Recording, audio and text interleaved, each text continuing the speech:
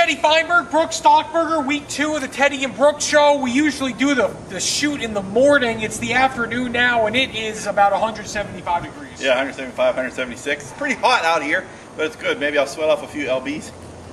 Yeah, I just had Signs Gorditas. Now it's nap time. God, I need to pass out. I'm going to pass out after the show, I think. We're going to start talking about high school football. We have some critical games this weekend. The game of the week, clearly, at least in the mind of some people in the area, is Mayfield at El Paso Franklin.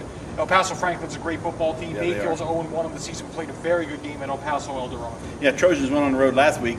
Almost won, had 19 penalties to 3, versus their opponent, America's down there. Right, was it America? No, it was Eldorado. Sorry, Eldorado.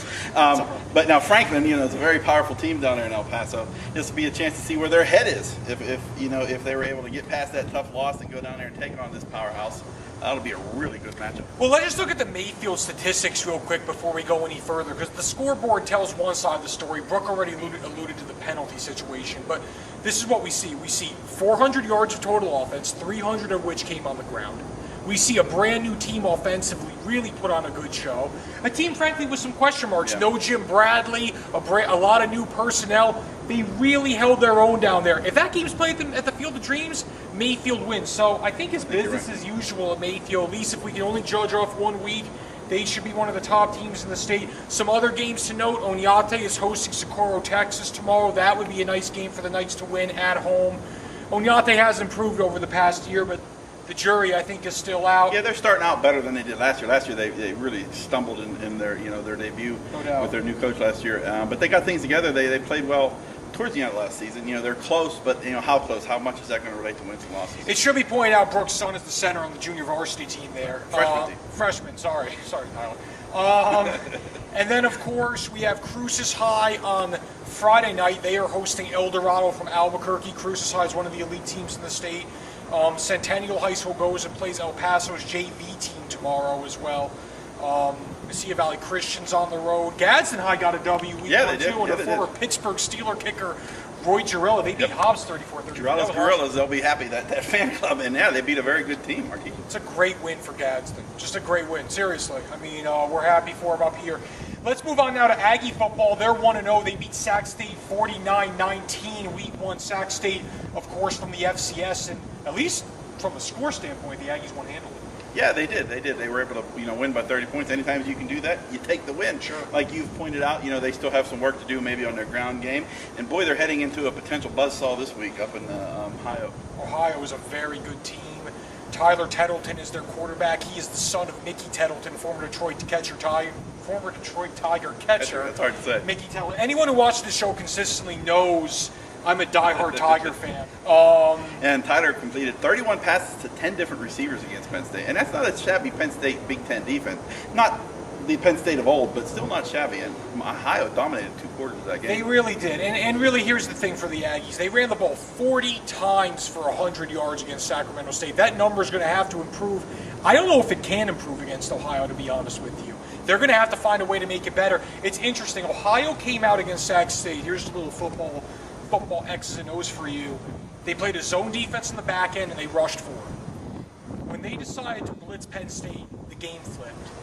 We'll see how they decide to play the Aggies, but clearly there's going to come a point in time where they decide to say, you know what, we're going to attack them. How the Aggies protect Manly is key. They got to protect Manly. They got to run the football better. Yeah. They just have to. Football, you have to establish your ground. If they're going to be able to put their ears back and just come after Manly, it's going to be a tough game. We'll be able to hit the quick hit off, with the blitz and maybe, throw the underpass for 5 yards or whatever and keep the ground game moving a little bit that way.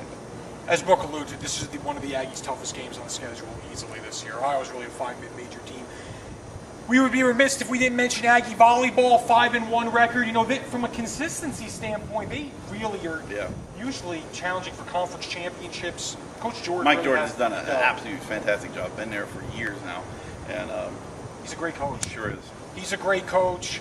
We have the Aggie soccer team. They're opening up. I mean, they've played 4 games already this year. They have a W. They have a tie. They have 2 losses. They open up at home this weekend. They play Sam Houston State on Friday and then Weber State on Sunday. Sweet 16 volleyball tournaments in town. Championship's going to be at Centennial on Saturday. And gosh, I hate to be leaving anything off the list here. Am I? Steelers are going to beat the Broncos Sunday night. Lions should beat the Rams. Yeah. Well, guys, it's always fun. There were some slip-ups. Actually, I picked the Broncos. You did. I did. You know, that's our football picks, and Brook went against the Steelers. Yep. But you know, I mean, at the same time, we're trying to win, right? Yeah, exactly. That's going to be a good game. That's going to be a good game. I'll be rooting for the Steelers. Don't get me wrong. How is James Harrison's health? Because, you know, I have the Steeler D in fantasy. He's banged up. They're going to will him out there, but he's banged up. He's made some really, really odd comments. Remember when he told...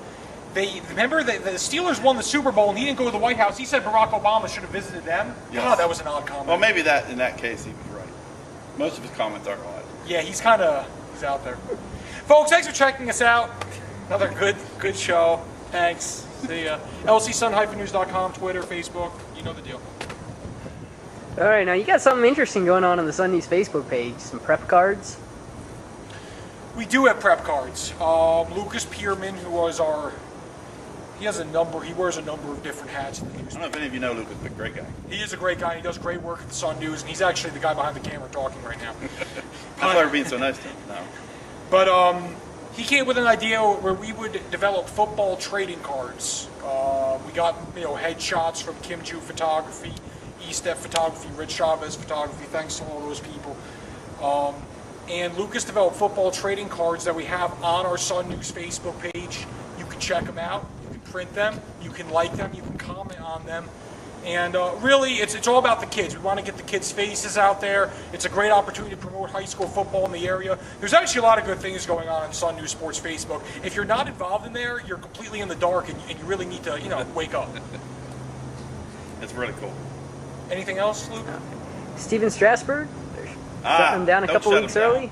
You got to go. You have a chance for a World Series, you play. I mean, unless they have information that we don't know, that his arm's going to explode after X number of innings, you got to play him.